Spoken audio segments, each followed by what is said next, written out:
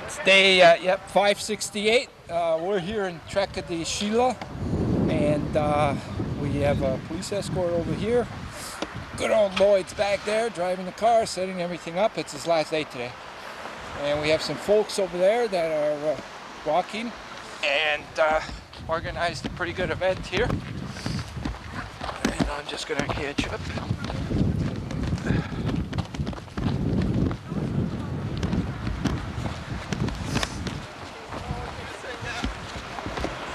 Smile.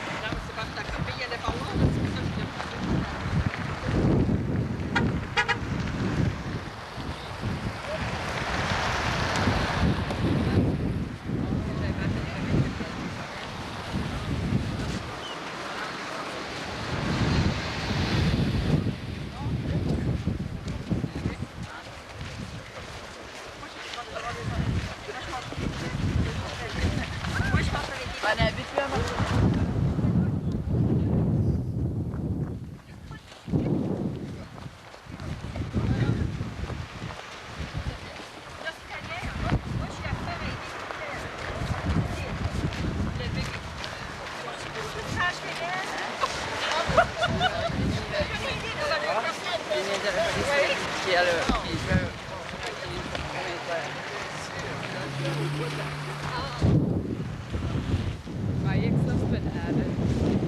Oh. And Well, he died last I'm sorry. summer. But he had a Canadian plan for 13 years. 13.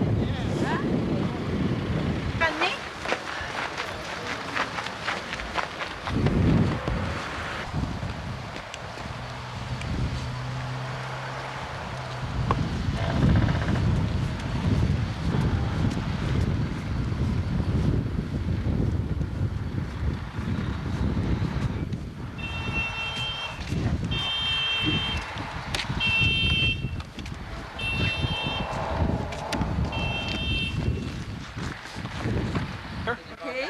Yeah. Ben, qu'est-ce que je fais, là? Plus à gauchette. Plus à gauchette.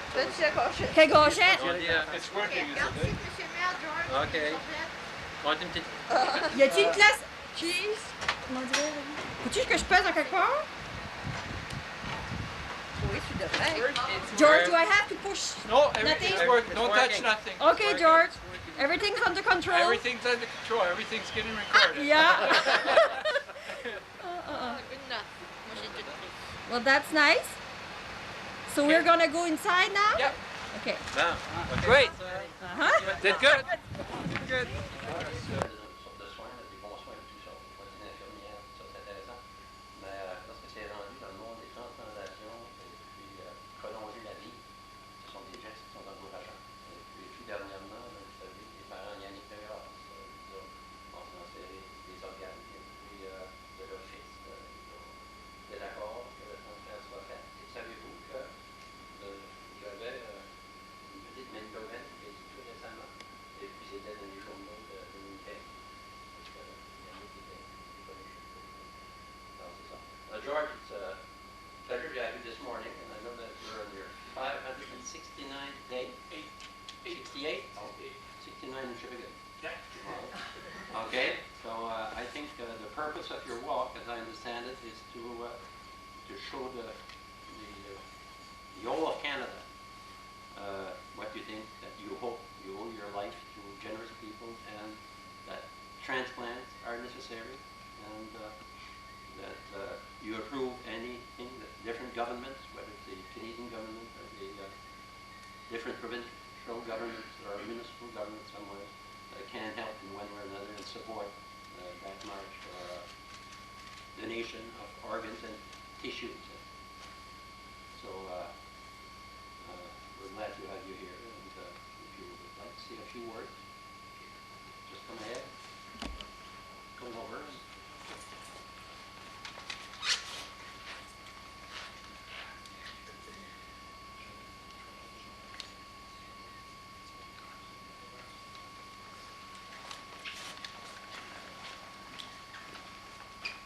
Bonjour.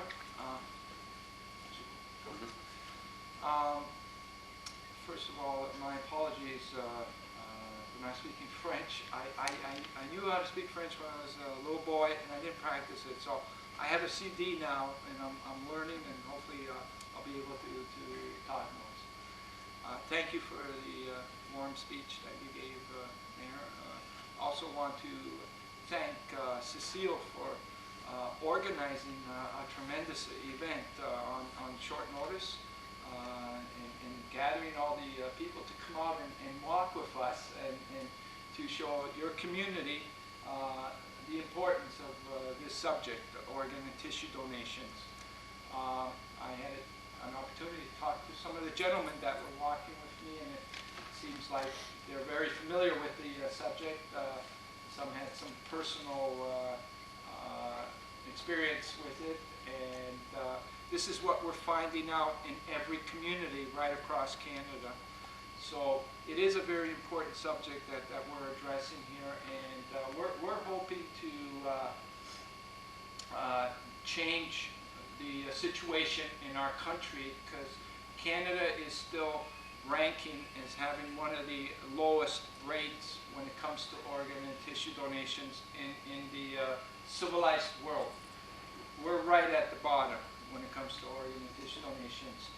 And there's a lot of, unfortunately, there's a lot of Canadians on the waiting list that are waiting desperately on the list and passing away because organs aren't becoming available. Now, transplantation is a cure. 95% success rate. Any medical community will state those facts to you in the world. So we have a cure in our hands. The other unfortunate thing is that we have a lot of wasted organs. So people on the waiting list are dying needlessly. They all could be saved.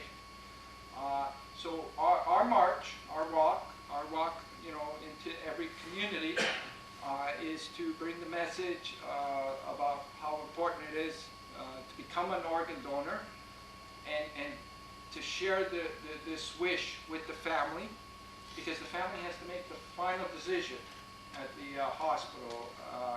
And it's so very important to share your wish of becoming an organ donor with your family members. And so our march is to inspire people about that, but it's also to help change to a better system.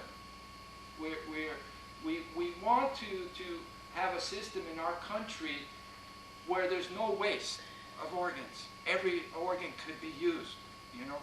And if we had that system in our country, everybody on the waiting list would be saved, you know. So it's a very simple solution that we have in our country. Very, very simple solution. And we need to